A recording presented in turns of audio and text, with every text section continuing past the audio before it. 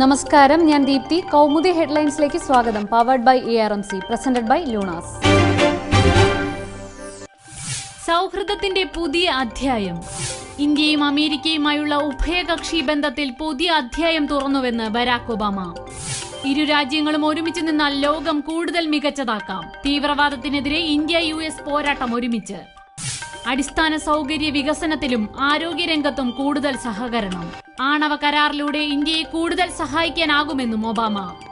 US പ്രസിഡന്റിന്റെ 3 ദിവസത്തെ സന്ദർശനം പൂർണ്ണമാകുന്നു. ഡൽഹിയിൽ നിന്ന് യാത്ര സൗദി അറേബ്യയിലേക്ക്. തുടരുന്ന ചർച്ചയിൽ തെളിയുന്ന ചിത്രം. കോൺഗ്രസിൽ കൂടിയാലോചനകളുടെ ദിവസം. മുഖ്യമന്ത്രിയും PK കുഞ്ഞാലിക്കുട്ടിയും KPCC പ്രസിഡന്റിനെ കണ്ടു. UDF കൺവീനറും രമേശ് ചെന്നിത്തലയുമായും കൂടിക്കാഴ്ച. ചർച്ചകൾ നാളത്തെ അടിയന്തര യോഗത്തിന്റെ പശ്ചാത്തലത്തിൽ. പിള്ളയുടെ കാര്യത്തിൽ UDF കഴിഞ്ഞു തീരുമാനമെന്ന് കുഞ്ഞാലിക്കുട്ടി. മാണിക്ക് ലീഗിന്റെ പൂർണ്ണ പിന്തുണ. പിള്ളയെ ഇടതുമുന്നണിയിൽ എടുക്കുന്ന കാര്യം അജണ്ടയിൽ ഇല്ലെന്ന് പന്ന്യൻ രവീന്ദ്രൻ. VSന്റെ അഭിപ്രായത്തോട് വിയോജിപ്പ്. പിള്ളക്കാര്യത്തിൽ തള്ളാതെ VS. പിള്ളയെയും PC ജോർജിനെയും തള്ളാതെ VS. അഴിമതിക്കെതിരെ ആര് സംസാരിച്ചാലും LDF അംഗീകരിക്കും.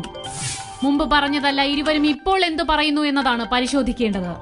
അഴിമതിക്കെതിരായ നിലപാട് വിലയിരുത്തിയ ശേഷം ഇടതുമുന്നണി തീരുമാനമെന്നും പ്രതിപക്ഷ നേതാവ് VS പറഞ്ഞതിനോട് ഇപ്പോൾ പ്രതികരിക്കുന്നില്ലെന്ന് PC ജോർജ്.